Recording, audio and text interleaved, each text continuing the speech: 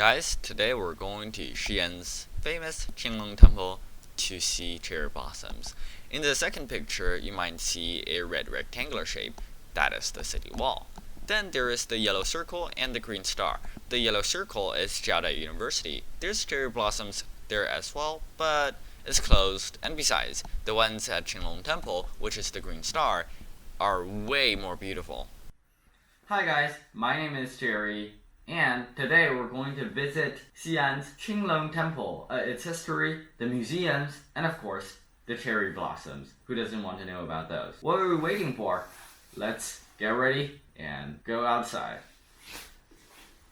Bye! Now we're moving on into the temple, and in the temple, everything sells at a fair price as well. It's only like 50% more expensive, which is actually pretty low for Chinese scenery and these temples and places, since they obviously, not always, but most of the times, the entrance.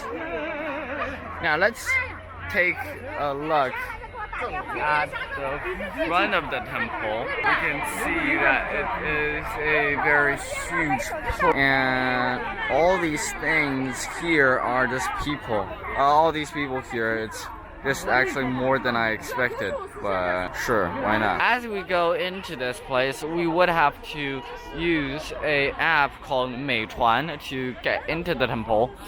Since the tickets are free, but you would actually have to have a ticket. But the ticket is digital.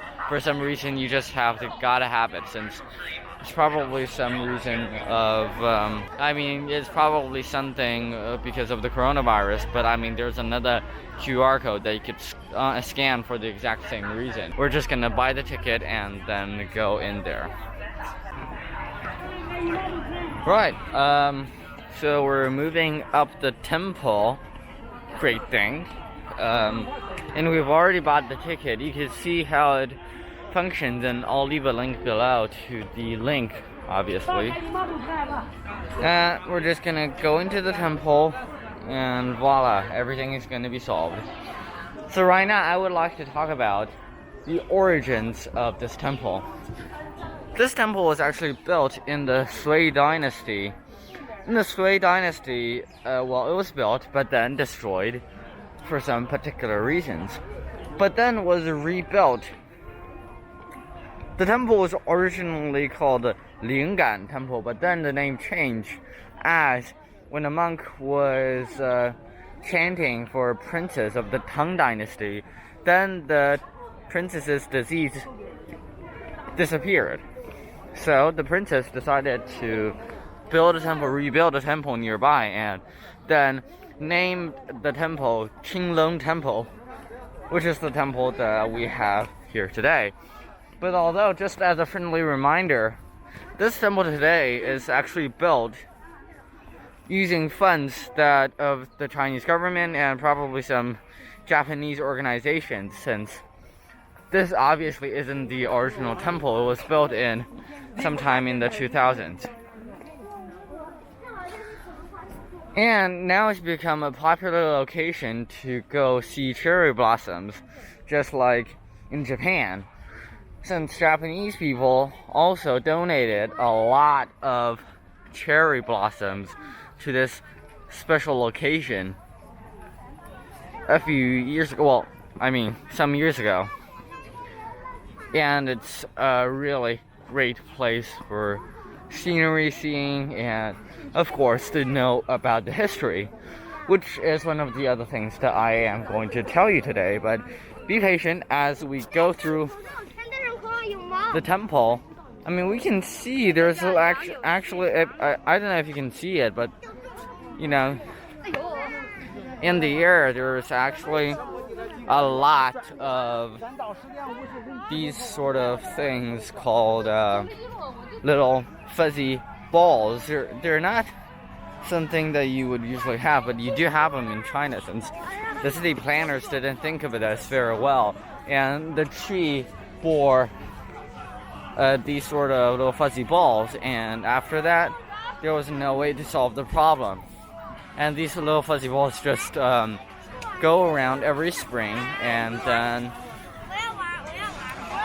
they get into people's noses, mouths, and it's really, really annoying. But the Chinese government, well, at least the government of Xi'an, since the other places actually don't have this problem, they are still here, and they've done a lot to disrupt this sort of boring little seeds, the little fuzzy ball sort of action. They've injected a whole bunch of things in the trees, but it doesn't seem to work that well. At least that's what I think. We haven't seen the cherry blossoms yet, but they are really everywhere. There are just some trees and a lot of vegetation around here. Say hi. Hi. Yeah, those are my parents. But this park, since it was only restored in the 2000s, you can see there's actually a lot of buildings surrounding it. So it doesn't really look like a urban place. Well, not an urban. It does look like an urban place, and not really in the countryside or nothing like that. But as we move along, we can see so many beautiful things. We're going into the cherry park, where there are just a whole bunch of cherries, a whole bunch of those. And like I said, they were donated by Japanese people earlier in the 2000s.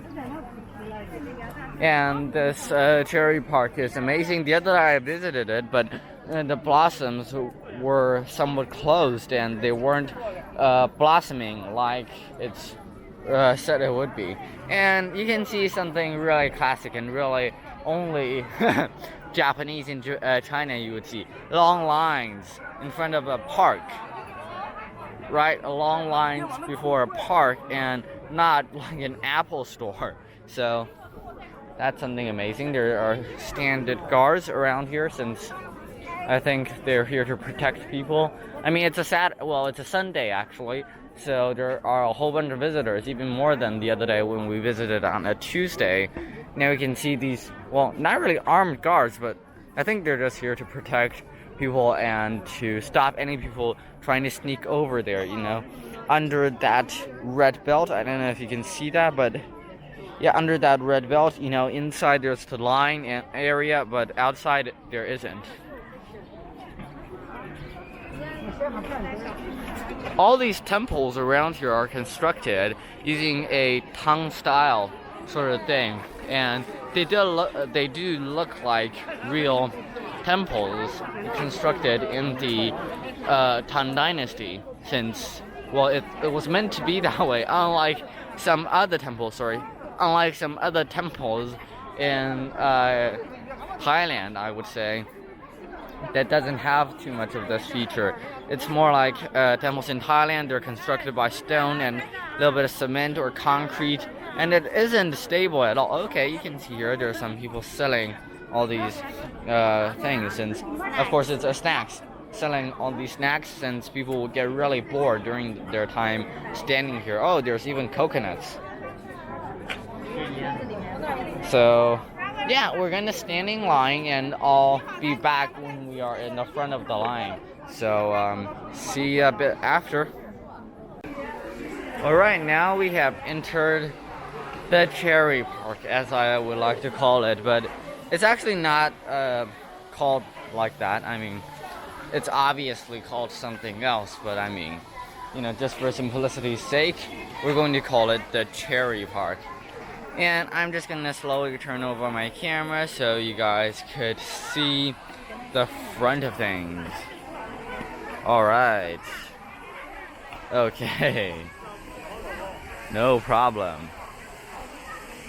In the cherry park, there is actually a bunch of bamboos, and you know that bamboo in China is a pretty great vegetation. It's great vegetation since it's very tough, and you can do a lot of things with it as well, especially art and all. And it's in a lot of artworks in the past as well. It wasn't actually. And now we're, you know, it's a Sunday, so it's actually not the best day to go in here, get in here, since there's just so much people. But today, since it is a Sunday, I could come with my mom and we're going to enjoy really the scenery of this place. You can see the cherry blossoms. I'm just gonna point it a little bit up there and voila. It's just great, extraordinary, and beautiful. These are actually one of the more famous flowers in China. It's called the shaoyao, and it's a very beautiful flower, and I think it's in relation with what? Yeah, it's going to blossom soon, but not really right now since it's all sort of enclosed. But I mean, I see a few that hasn't. But right now we're going to see the cherry blossoms. Oh my god. Gorgeous. I mean, right here, right now, I don't think that I would have to say anything else. Let's just enjoy the scenery.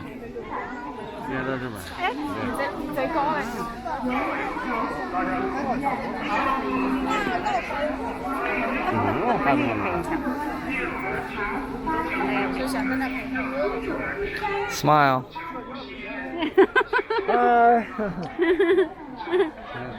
I'm smiling, but I cannot see my smile.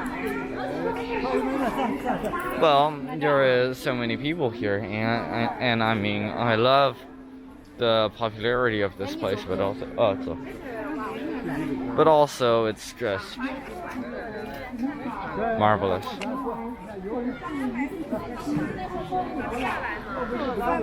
Now, cherry blossoms, known more like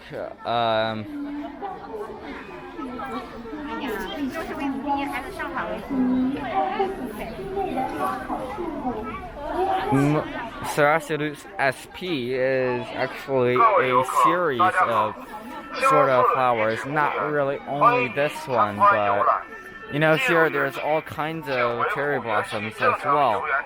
There are ones that are pink and ones that aren't.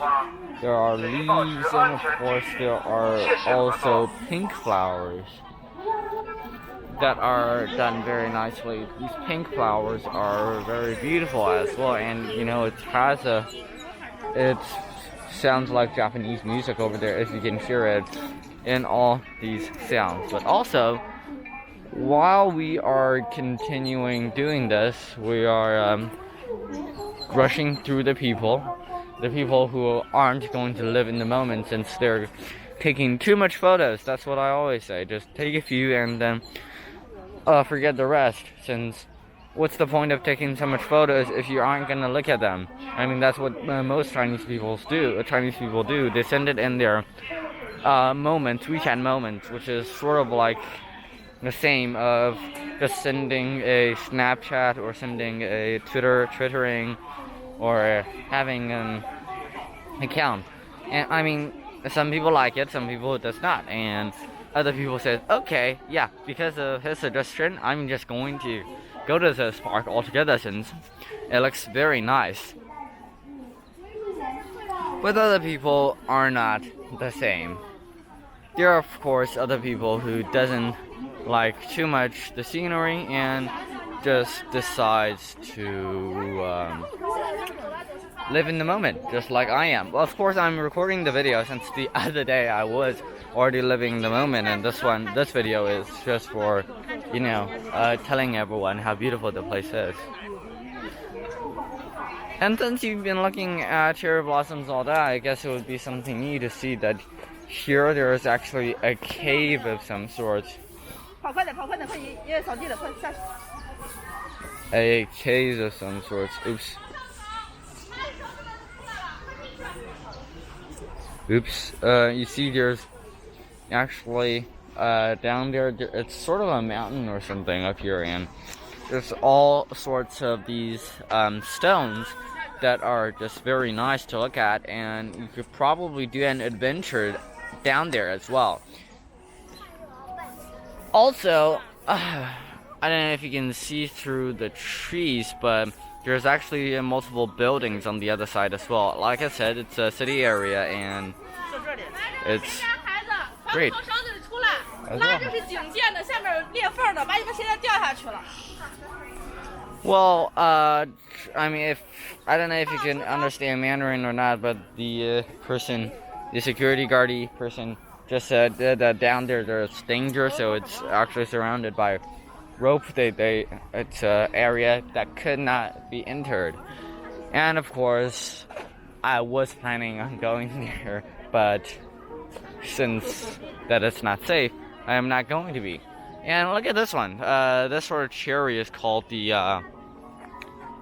yujin cherry, and it's a yellow or yellowish green sort of color. And I really enjoy this one since it's sort of just this one. And this one just sort of blends in with the surrounding grass and also the leaves, and it really makes me feel another way than all the other sorts of flowers. You know, I've actually once seen some clothes designed this way, and I think it's just great. This green color, it reminds me of tea and so many other wondrous things.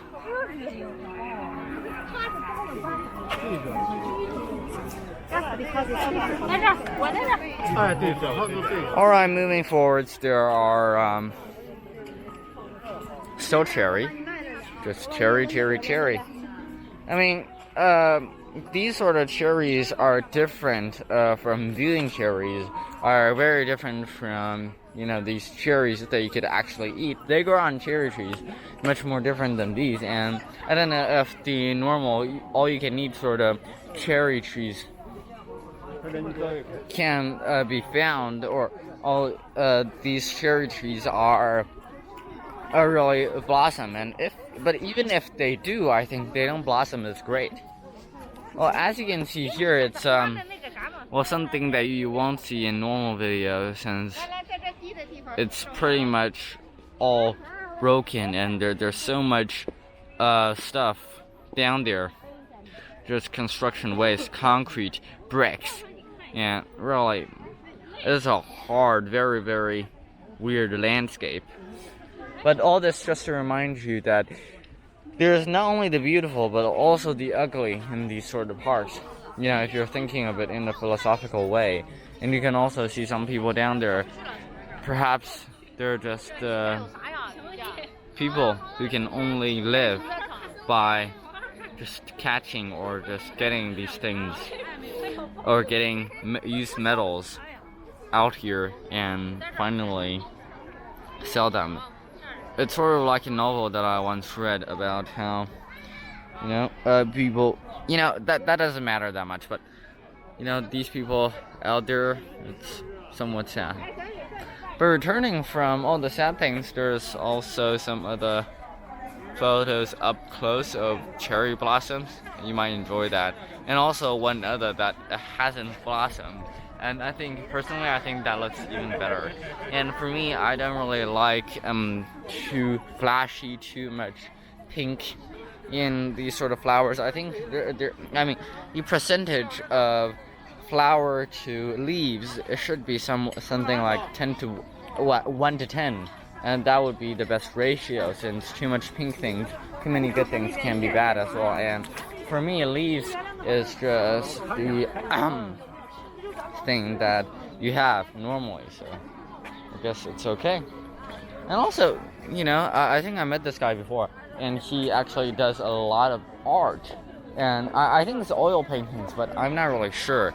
And you know, just this guy over here, and okay, I don't know how this does it, but he draws stuff in this beautiful park. I mean, he's probably been here all week long, and he sells his paintings probably at a very high price as well. Perhaps this is not the best moment to talk about the subject of Huiguo Master and, of course, Konghai.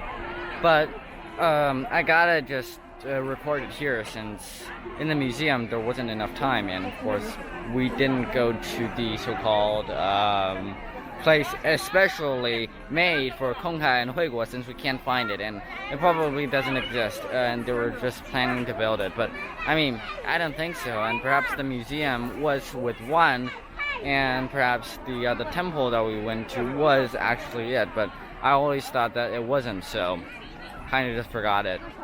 But anyway, I'm just still gonna tell you about the history of this part. So in Qinglong Temple, in the Tang Dynasty, there was a master called Hui Guo, and he studied a special kind of Buddhism, and that he actually got to be a master at it. Then he got permitted to teach one of his own disciplines, and he actually did that. And that was Kuhai. So what actually happened was that Kugai or Konghai, he was Japanese. He was in Japan at the time, but he studied Chinese from when he was little. And then he decided to go to China from the 18th expedition to visit China and to study there, of course. And but the navigation skills of that time wasn't always that good. So 3 other ships got sunk or just lost in the storm. And what other thing had happened was that he sort of got lost, but finally when they saw land, they actually went to another province, and it was not actually the place that they were looking for to go to. So that was a mistake. But of course, since Konghai was very, very good at Chinese, he just simply sent a letter to the local government, and the local government knew that there were some people like this coming, but they didn't expect that it was these people. But I mean, they let them in, and sure, they finally went into the capital of the Tang Dynasty at the time, which is Chang'an, and also now it's where we are, Xi'an. And there they studied, he studied with Hui Guo, who is the master at the time. And Hui Guo actually was expecting to die soon, since there was something about Buddhists knowing when they'll die. So I mean, he actually died a few months after. And actually the Konghai was planning on to study there for 20 years or even more, but the studying journey finished very quickly, and Hui Guo actually described the process of teaching and giving his life work to Konghai, since he was a very, very smart discipline at pouring water from a vase to another. It was all that fast. And of course, Konghai got the ability to teach his disciplines as well, since if the master doesn't say that you're able to teach your own disciplines, you can't, since that would be too much.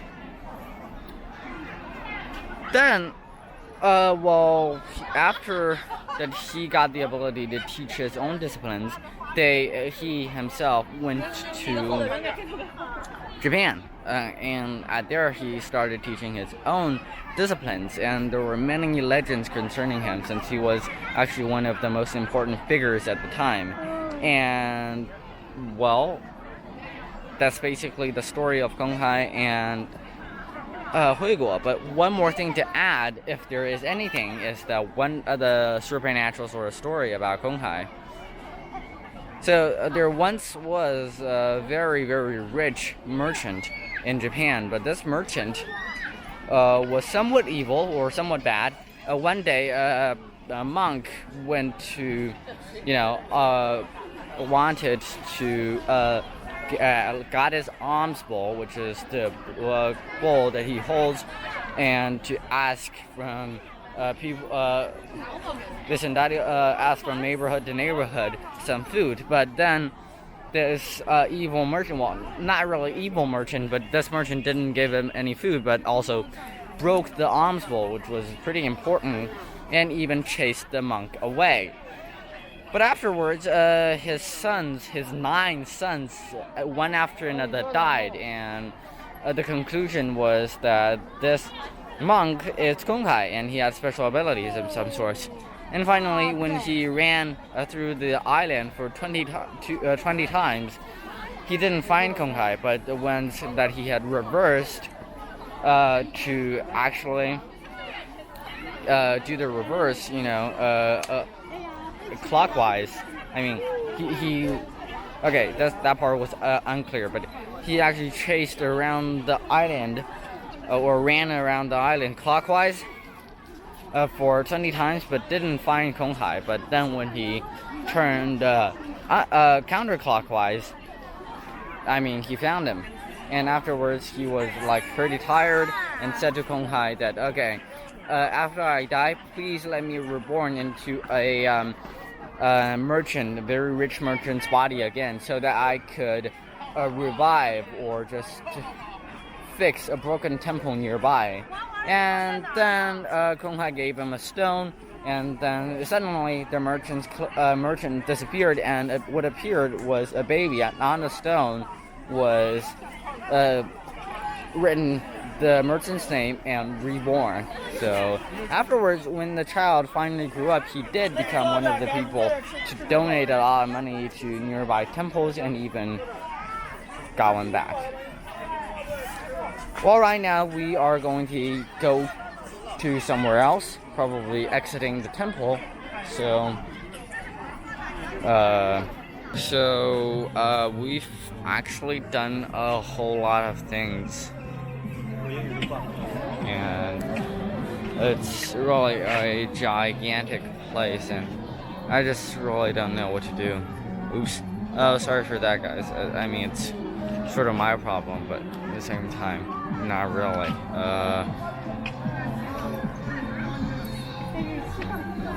Sure. All right. Actually, we've sort of entered into the front gate. I mean, is it the front gate? I'm not even sure now. Yeah, but this park, I think it's actually one of the places where dancers of all over China come to, well, not all over China, but cultures all over China, they sort of do these sort of things. Dances, a lot of dances, a lot of great dances, and it's great to have those. Oops, shoot, you can't see me anymore, can you? Okay, you know what, I'm just gonna change that a little bit so you can see me. The environment is probably too dark. Again, very sorry. Oh, there's actually people still selling drinks over there. For some reason, why are they choosing to sell drinks here? Don't really know, but they must have their reason. Okay, I'm going to go over there and look at one of those maps that will really come in handy, since I would want to go to the place of the... Seriously? Jesus, the maps here are very confusing. I don't know if you have noticed, but they are. Well, I guess we're just going to wander around and go in deeper. And since we don't really have any choice, they're just playing everywhere. Alright, one more thing to show you is... Oops. Wrong direction. Is really just... the shadows. You know, I think looking in a video like this, shadows are very interesting things to look at. I mean, I just realized that.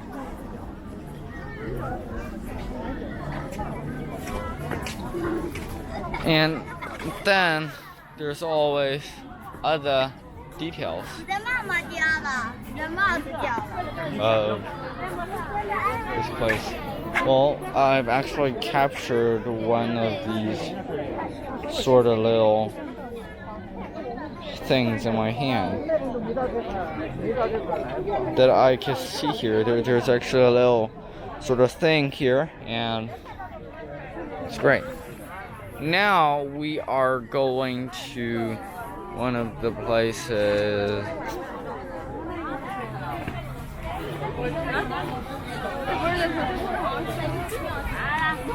here.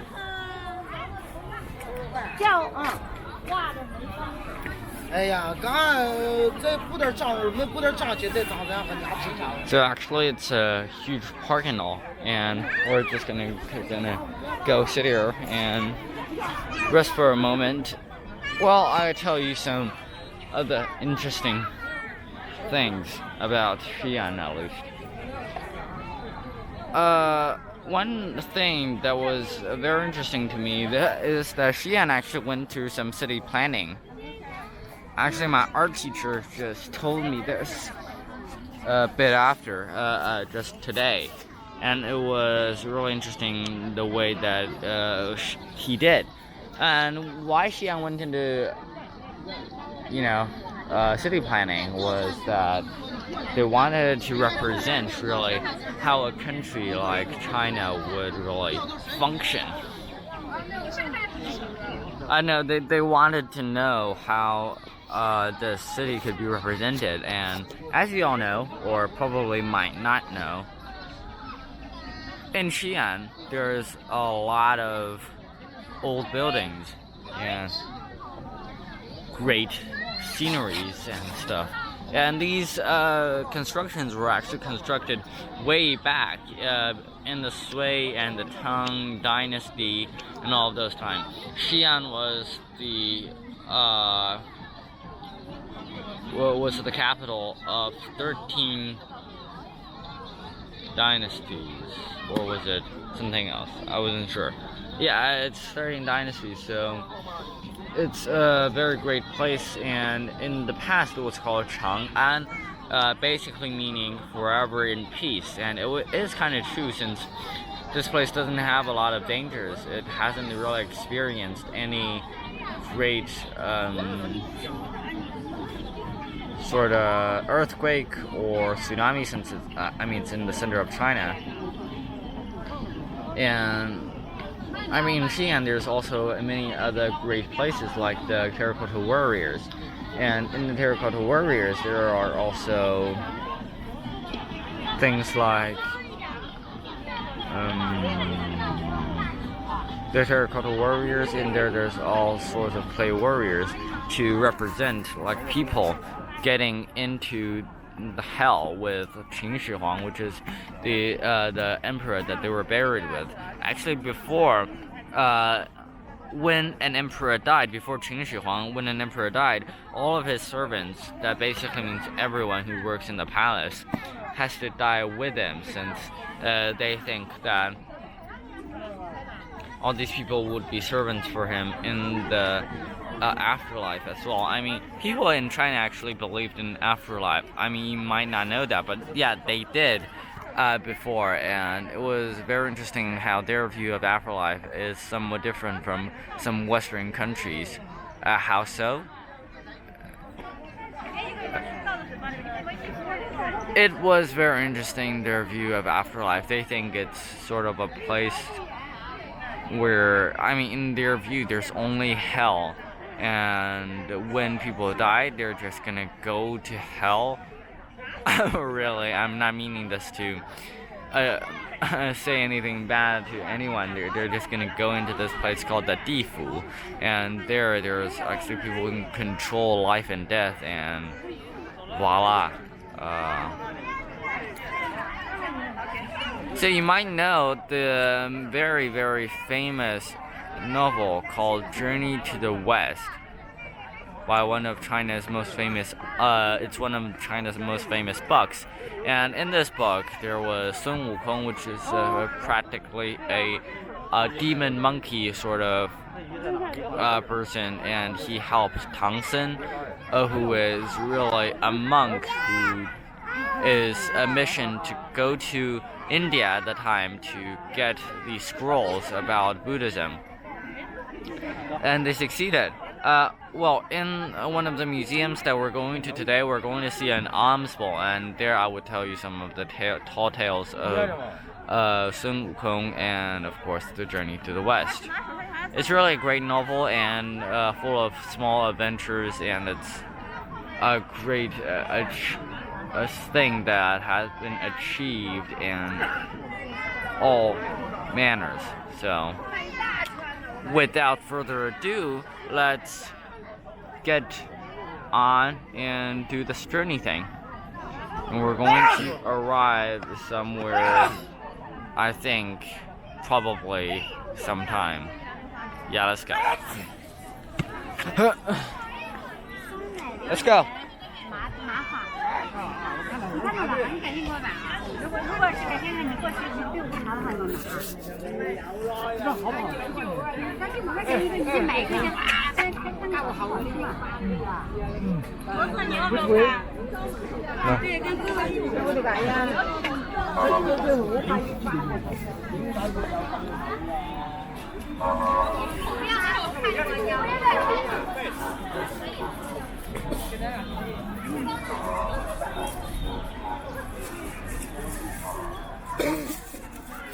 Hi, great.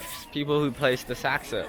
No, not the saxophone, not at all. But what are those instruments called? It's a pretty cool instrument, and I'm very embarrassed that I can call out the name. But I mean, it's great as well.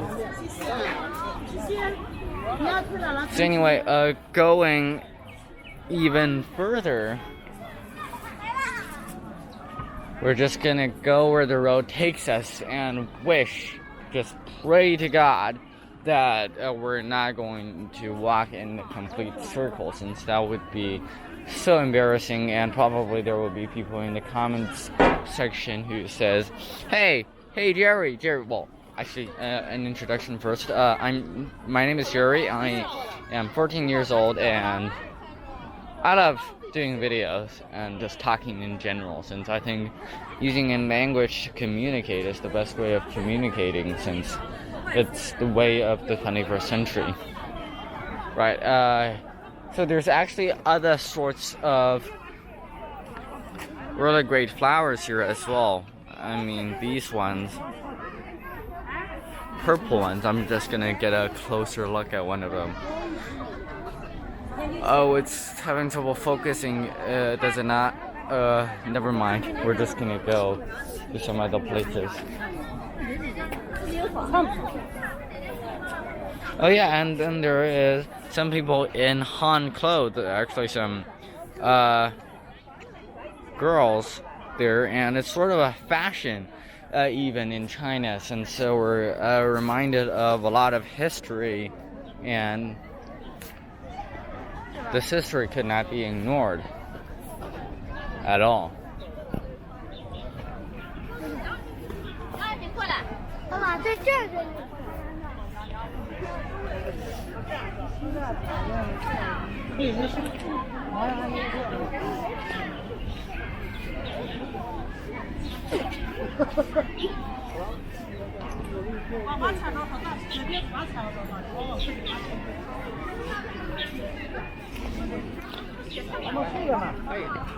Well, let's talk about the religions in China, actually, a bit. And right now we're only going to talk about Buddhism. Since Buddhism is one of the most greatest religions in China, was imported from India and a really long time ago. It was very successful. Many emperors liked the religion, and of course liked how you could actually be revived or reborn into another body if you are doing well enough. Another thing about Buddhism in India was that, well, in the ancient times, there were 4 kinds of people, and these 4 kinds of people, they sort of have levels. You know, some people with higher levels couldn't really be married or even touch other levels of people, and it was very strict.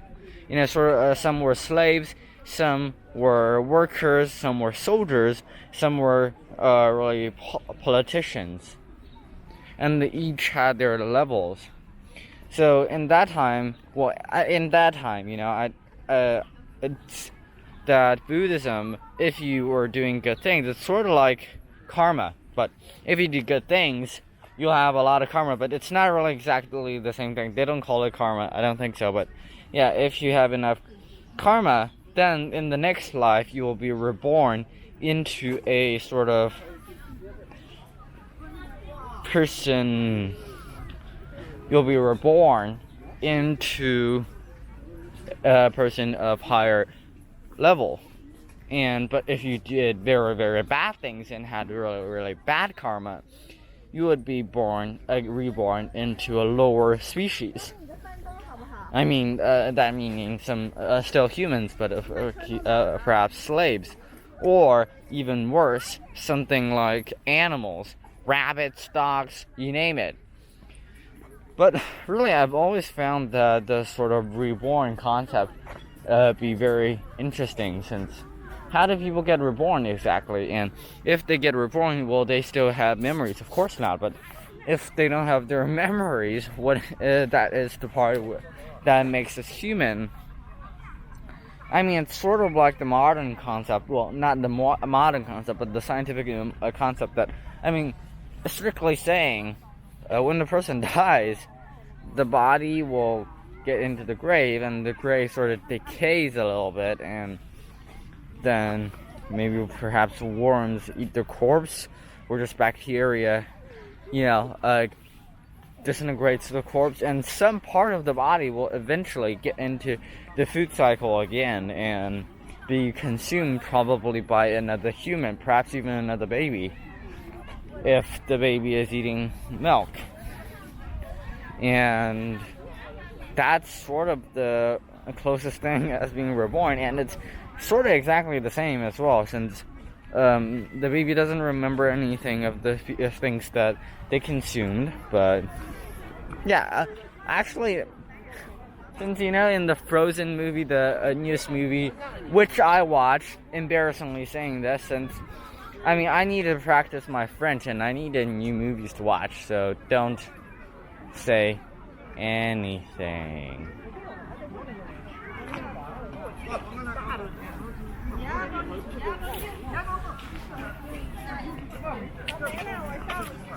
Oh, and another one of these things is in the Frozen movie was that. Oh, right.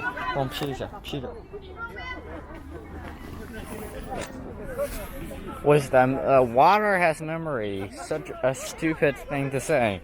Since water doesn't. I mean, there's actually a whole sort of industry, $1 million industry, millions of dollars, perhaps even $1 billion industry, just diluting. Well, I forgot the exact word for it, but people like you, smart people, could say it in the comment section, and it's just that when you dilute a sort of medicine millions and millions and millions of times, you could actually, it would cure people, since water has memory, or water knows, or water just remembers, or whatever. And that concept is pretty stupid, since modern science concludes that molecules are practically the same and they form other sorts of groups and molecules.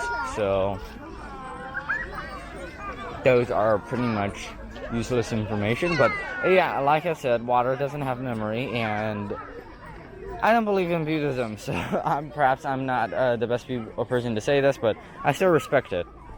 Although what I just said might not be so respectful. If you are... Okay, very sorry. And okay, we've actually got onto a grass sort of place, and it's pretty great.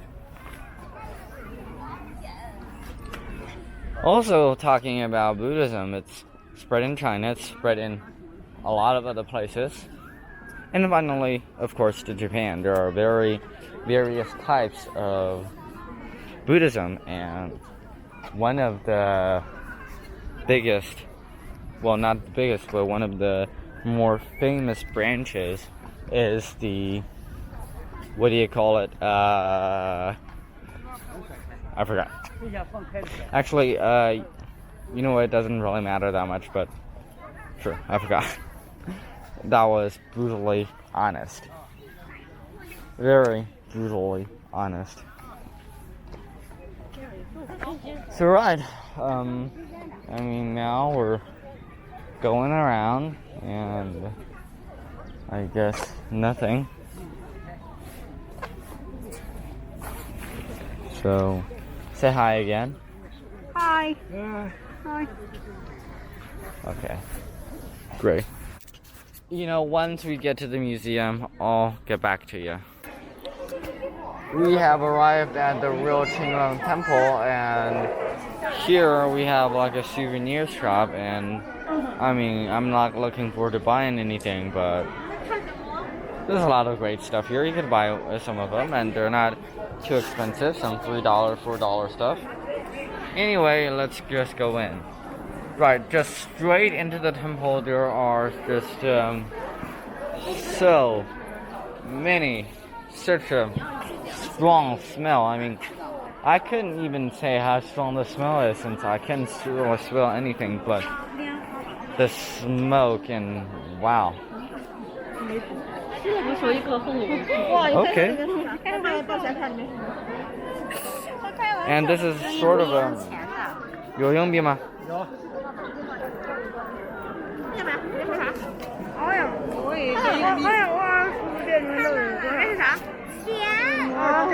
And here there's like some.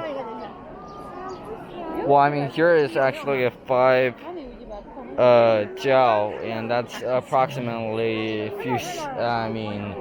20 cents, I would say. Well, not 20 cents, but like 10 cents, something of the sort. But in there, there's like so much money, and I'm just gonna make a wish. I'm not gonna tell you guys, but I'm gonna make one. I don't know if this is a wishing portal or something, but.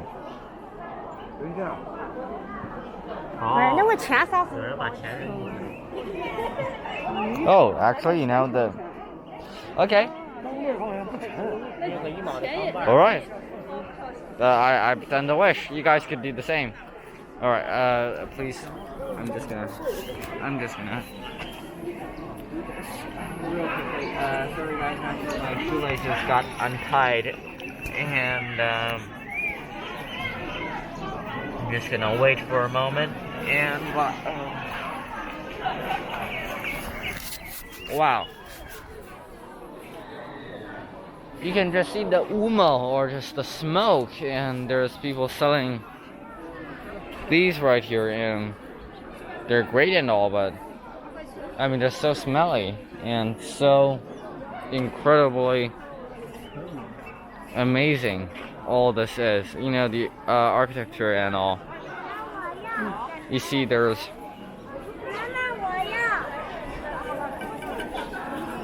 actually don't know if this is made out of brass or bronze or anything of the sort, but in there, I mean, let's get a closer look. There's just so many smoke getting out. I mean, you can probably use these smoke to do smoke bombs or whatever. And of course, there's also the declarations, and there's of course a Buddha of some sorts. And I mean, on the trees, there are actually a lot of these sort of little places where you can hang all of these sort of wishing things. I don't know what they're called, but they're just wishing. You can see 一愿家人幸福平安，二愿前途似锦所. Yeah, I can't really see since there are like some patterns down there. No matter, and Jesus, I mean, what is the symbol over here? I mean, seriously, what? Hey, Dad.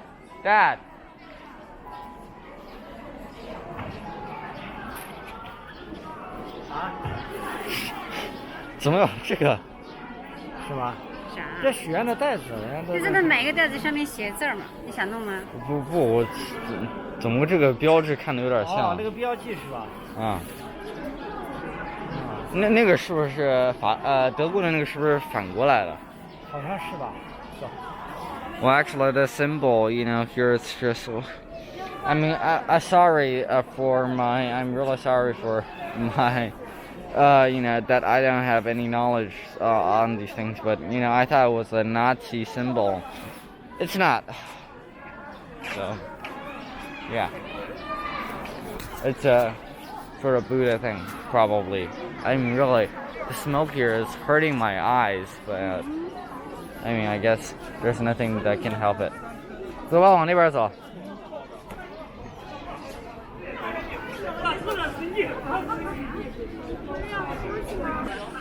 Okay, since my eyes are really hurting, so let's just move quickly and get out of this place.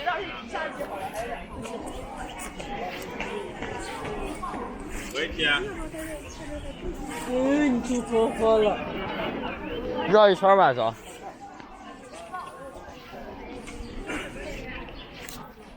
Yeah, more of these places. Jesus Christ. I don't know how people bear this. I mean, my eyes are really hurting right now. I mean, do people wear those protective glasses or what? Since, I mean, I'm thinking that they do. There's some things extraordinary about this place that I'm not sure what. Hey, look. There's some the Han clothes people here. That's always interesting. I mean, in these places, of course. Right now, I know the location of the museum. Well, not really a museum, but the place. So, oh Jesus, I think I should stop filming, but I'm not really sure now. So, all right, let's go. The park is huge, and as you might have noticed, there are still a lot of these people. You know, these cars. We have ran in a circle. So, Jesus, why? Why do you do this to us? God, whichever God, Odin, Zeus. Yeah, that's what I thought.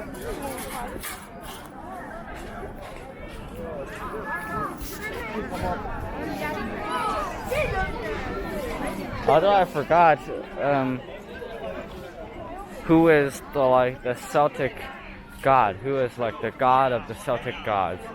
I really forgot that, but I think it was something of the sorts like that. Hey, there's a small airplane sort of toy flying in there. Yeah, that's cool. That's really cool. That's really, really cool. Sure. Oh, ice cream. Hey, there's like ice cream. Huh. Wow. I mean, there are so many great stuff over here as well. Even some ice cream stands. Well, that was an ice cream stand, but this is like just a local shop. There's even some place where you can actually just catch the fish. So that was interesting. And places like these. There are just so much people. I can't imagine every day like this in such a noisy place. Of course, non-tourists, the people, local people actually know where to go, so they would avoid all of the people. And of course, they have visited all the museums so much that they don't really want to visit them anymore, so they will just go and see the flowers and all, so, since that was the coolest part of the whole adventure. I'm lost again. I'm still in the same. Blame that I lost control again. 咱就早点，咱就8点多到这儿，知道吧？看着多的直奔的。 Control again. Da da da da da da da da da da da. Okay, we're actually nearing the exit. Oh, or okay, that was actually the entrance. And I guess we're supposed to go to the other side. Why does the chicken cross the road? To get to the other side, and right now I feel like that I am that chicken. Really, I do. Okay. Alright, I'm getting really tired, guys, so I'll just cut this part out. Okay, guys, here we are at finally the museum of the place. Well, we can see here that there is a lot of exhibits. You know, here it's sort of. I mean, it's basically in the building's four corners that they place these sort of. They're actually lions, but actually people don't know that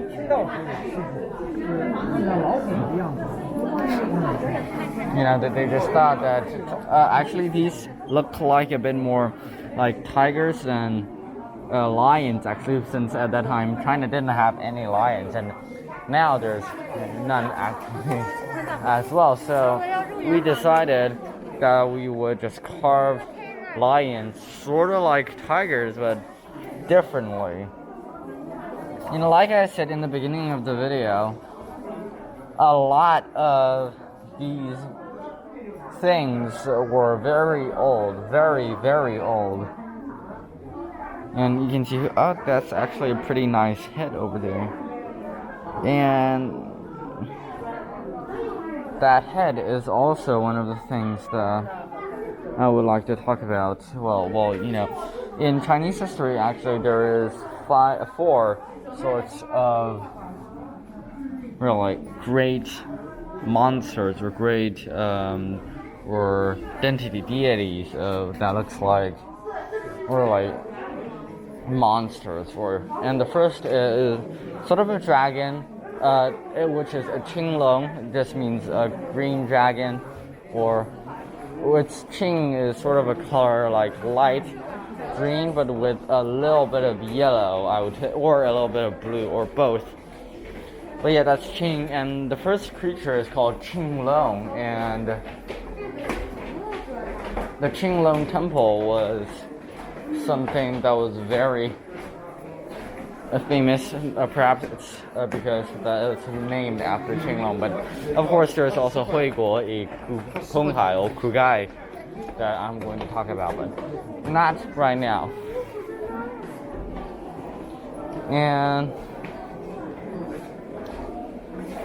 then the second was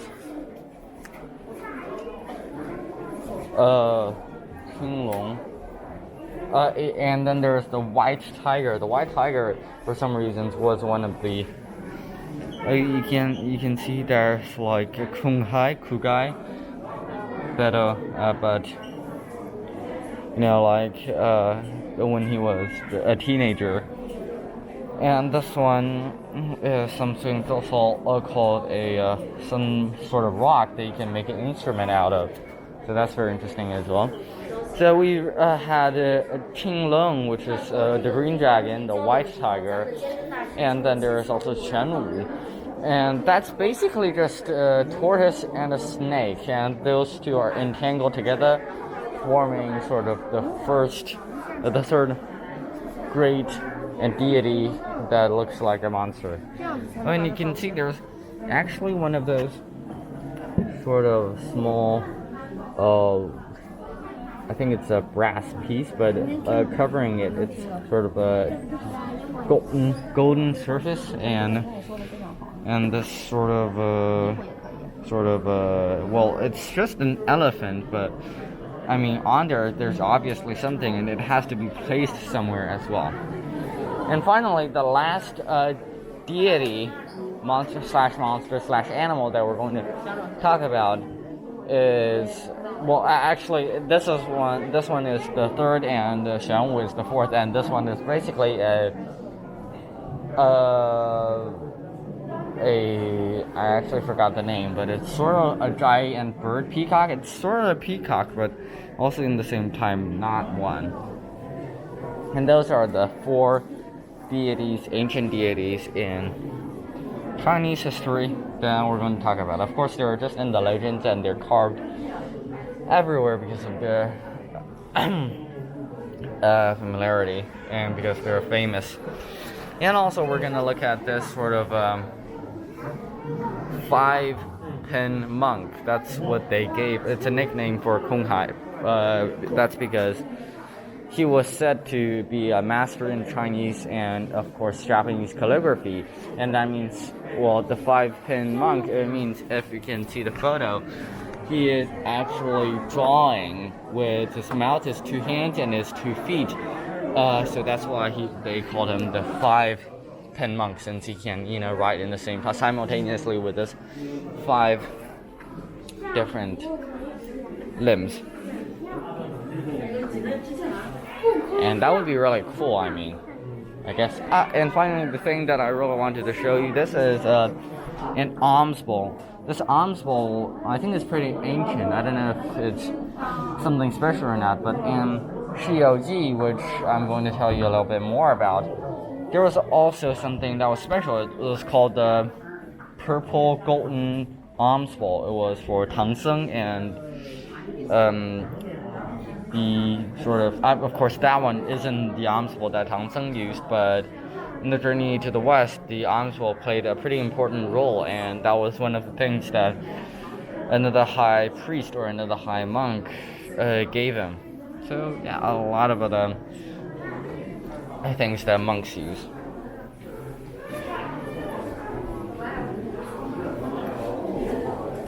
And of course, there is also the link between Japanese words and Chinese words.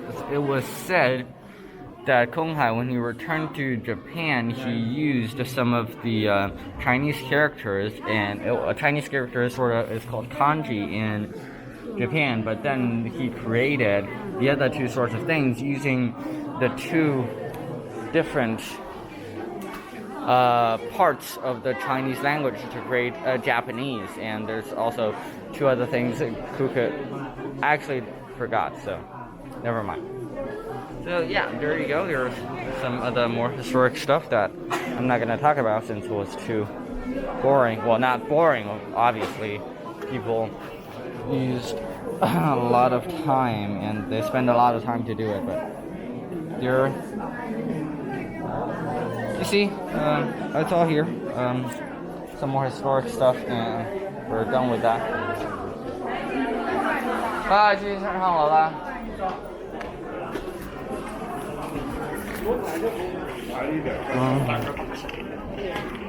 Right, we're going to get on the top of this thing.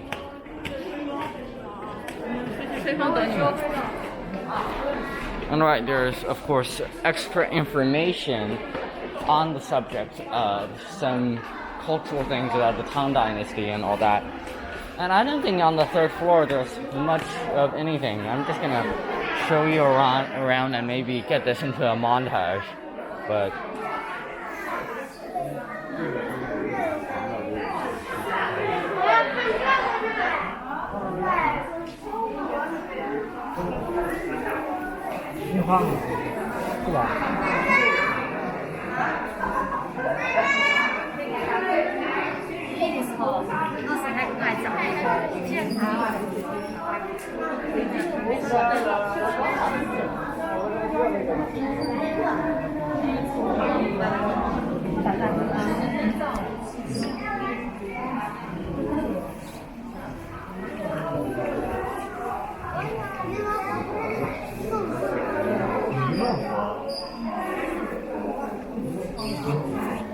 what are these? These seem very interesting. I think it's sort of clay and also china, wedding china or something. But yeah, that's a part of a vase of some sorts, I guess. But since it's been a long time, it's been broken, obviously, since you could see that. And this is actually very interesting. I haven't seen this before, since what it says is that there are some cave paintings, and well, this is a wall painting, and this is like a piece of it that they found in the rubble of probably the Qinglong Temple some time ago. And of course, there's these very interesting bowls. I don't know why this one is like half black, half white, but it's probably because of some reason. And of course, another one of these very, very small, very delicate, and very special, and I really love those small golden sort of statue, a little sort of symbol of the Buddha. but it's not actually golden. It's just painted with golden particles, or using some sort of method that it looks golden, but it's only perhaps 0.00.1% gold. I don't know the exact number. And all these small pieces of china. Great.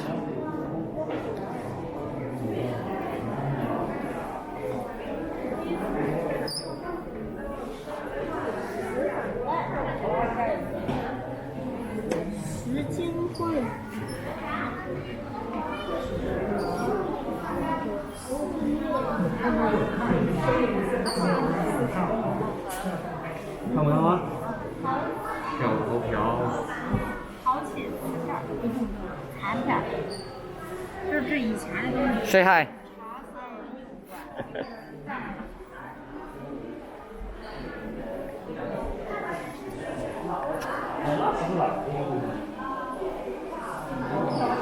Well, the person who just said hi is one of the, I think one of the people who works in this temple to tell people to keep silence, or perhaps to lead them and tell them all about all these very special and very interesting things, which I know absolutely nothing of. That's very awkward, but it is the truth. And I guess we viewed all of the museum. The museum isn't actually the thing that was interesting. I thought there was only a museum here, and not really the Tonghai / Huiguo monument. No, not. But it's another place that we're going to go to ASAP. After that, we've done with the museum, and that, of course, we're almost done. So, I mean, I was meaning to make this a montage, but I don't think it will be possible since there's just so many great stuff here. Alright, and we're just gonna go down the stairs. So, I'll meet you at the next location. Now I'm afraid that we're going to have to conclude our journey. Now it is the 28th of March, and the cherry blossoms will fade and eventually fall down soon, so you guys should hurry up.